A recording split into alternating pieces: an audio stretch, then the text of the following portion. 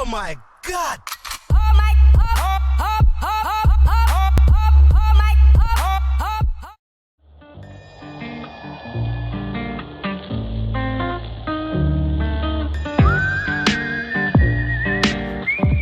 Allora, ho cominciato a fare rap nel 2011, cominciando solo con, diciamo, il po' di freestyle con gli amici di qua e di là. Le prime vere e proprie produzioni però sono cominciate nel 2012, quando è cominciato anche poi tutto il fatto di Gas Family, eccetera, eccetera.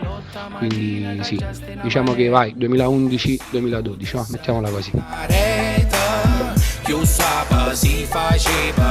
Il nome Peppo nasce da una curiosità storica, tra virgolette, nel senso che il mio primo nome vero e proprio era P-Bubble, nel senso che volevo dare sempre quell'idea di chiatto e bello, no? Quindi della bolla P.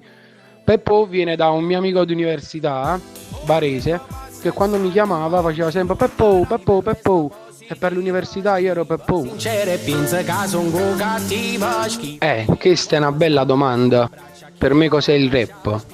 Partendo dal presupposto che rap come acronimo potrebbe stare a significare rhythm and poetry, quindi poesia in ritmo, ma in realtà il rap ha molto oltre. Il rap, per quanto mi riguarda, è me stesso, cioè il mio rap è me stesso. Io attraverso il rap ho quindi le liriche messe in rima e messe anche quindi dandole un certo ritmo, cerco di esprimere me stesso, le mie capate gioiose, le mie capate storte, racconto di me, di quello che mi succede, di quello che mi succede intorno, quindi questo è un fatto strettamente personale. Tanto è vero che molti pezzi a volte li scrivo pure, ma chissà se e quando verranno pubblicati. Questo è il rap, secondo me. Ancora mi sta zitta, ma perché si ma è stato con la Gas Family al Parco Robinson, indimenticabile. E lì cacciammo tutti, io in primis, un'energia, una proprio tra virgolette fotta, per usare il termine tecnico del rap, che era veramente impressionante. E là fu un qualcosa di emozionante, unico, emozioni indelebili. E soprattutto quell'adrenalina, quel brivido che ti viene dietro la schiena prima di prendere il microfono è un qualcosa che deve essere sempre così, e quando non c'è più quello significa che è finito tutto. Molto difficile dirti quale pezzo in realtà rappresenti di più me stesso, proprio perché in base alla risposta che ti ho dato prima del cosa è il rap, per me ogni pezzo rappresenta me stesso in una determinata fase della mia vita, quindi è un po' un problema rispondere a questa domanda. Diciamo che ad oggi potrei rispondere che quello che mi rappresenta di più è Qui e Ora, forse. Cioè uno tra Qui e Ora e Questa Notte, ma non per, tra virgolette, il successo che hanno avuto, attenzione, ma proprio per quello che raccontano, per quello che parlano, per quello che dicono. È la doppia pila, e poi ci metti l'H. Gioco forza, posso dirti che News Lunch è il pezzo che mi sta condizionando molto e mi è piaciuto molto, perché comunque avere a che fare con Speaker Censu, lavorarci insieme, instaurare un rapporto umano e poi capire veramente quella canzone in un periodo come il nostro, che siamo in questa fase di nuova era, nuovo slancio e nuova crescita, indipendentemente da ogni fattore, è un pezzo che ti condiziona e che ti resta. Il consiglio che potrei dare ad un rapper emergente, quindi il consiglio che do a me stesso praticamente, perché qui siamo tutti emergenti, nessuno è arrivato ancora da nessuna parte, però no, al di là di questo, il consiglio che potrei dare è essere se stessi, la prima cosa, ovviamente, base.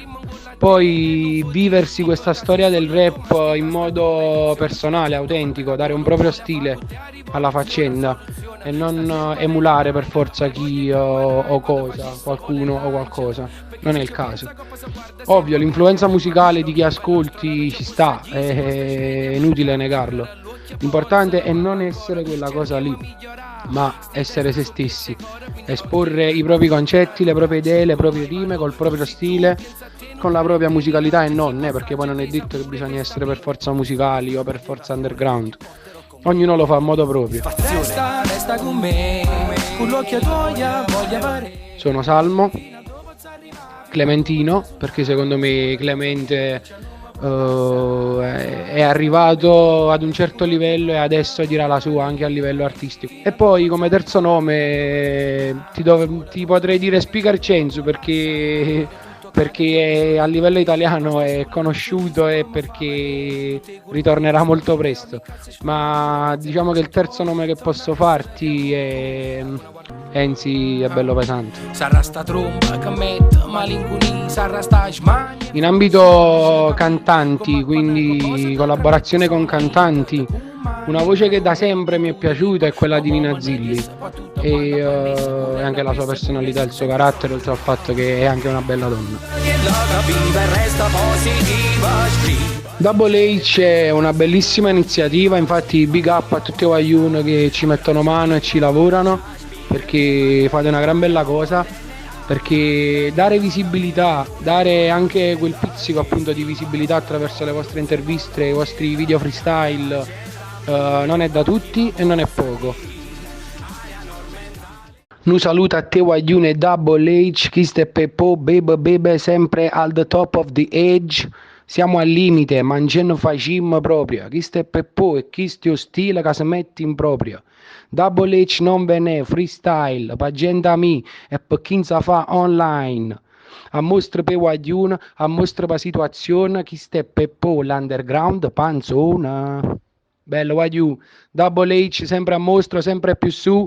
Peace, respect, love e musica assai. Lo voglio bene. Giuro. Che stanotte c'era bella vo viaggia, tutte rotte vo cagna cercando di esplorare e capire perché non può finire così, niente cagna rasi da sti papà.